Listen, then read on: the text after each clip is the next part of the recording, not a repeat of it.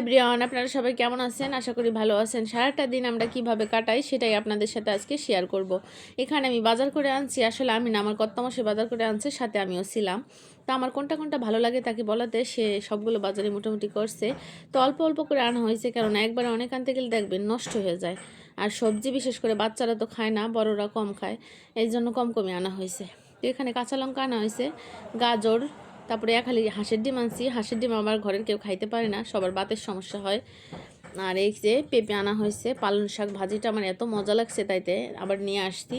তো এই ফুলকপিটা কখনো খাওয়া হয়নি, যে জন্য না জানি না খাইতে কেমন হবে। তো রান্না করে খাওয়ার পরে দেখলাম মোটামুটি খারাপ না, ভালোই। তবে সাদা যে ফুলকপিটা, ওইটার স্বাদ আমার মনে হয় বেশি। তো যাই হোক, এখানে বাজারগুলো গুছিয়ে আমি আবার রান্না বসিয়ে দিয়েছি। রান্না করতেছি ছেলের পছন্দের খাবার।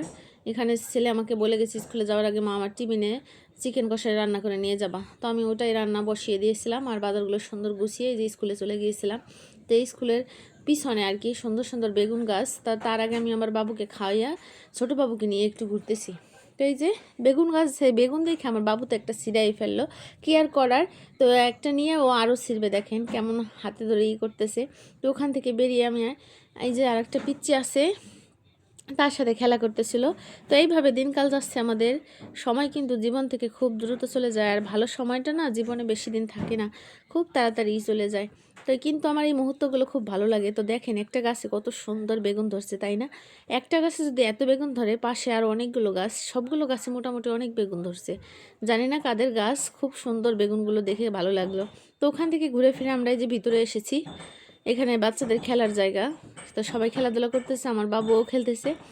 তো সে দেখেন একাকাই সব জায়গা সব কিছু খেলবে। তো এখানে আমার ধরতে দেয় নাই, সে একাই উঠতেছে, উঠে একাকাই খেলবে। তো আমি ধরতে গেলে সে আবার একটু রাগও হয়।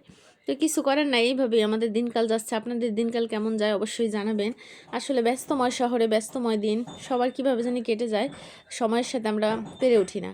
এই যে আমার বাবু এখন শরৎ খাবে। তো যাই হোক, স্কুল থেকে আইসা আর কি ভয়েস দিচ্ছি আমি, দেখেন কতটা কনফিডেন্সের সাথে সে শরৎ দিল।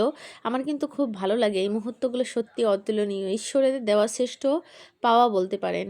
এই পাওয়াগুলো সবার ভাগ্যে থাকে না, সবাই উপভোগ করতে পারে না। সবাই আমার বাবার জন্য আশীর্বাদ করবেন, দোয়া করবেন, সে জানি সুস্থ থাকে, ভালো থাকে, আর সুশিক্ষায় শিক্ষিত করতে পারি আমি তাদের।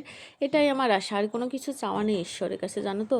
প্রত্যেকটা মা বাবা আমি চাই, এটাই চাই আসলে, তার সন্তানটা জানি শারীরিকভাবে সুস্থ থাকে, আর একটা ভালো মানুষ যেন আমরা তৈরি করতে পারি তাকে। এরকমই হয়তো পাওয়া থাকে। তো সবাই ভালো থাকবেন। ভিডিওটি যদি ভালো লাগে একটু লাইক কমেন্ট শেয়ার করে দিবেন।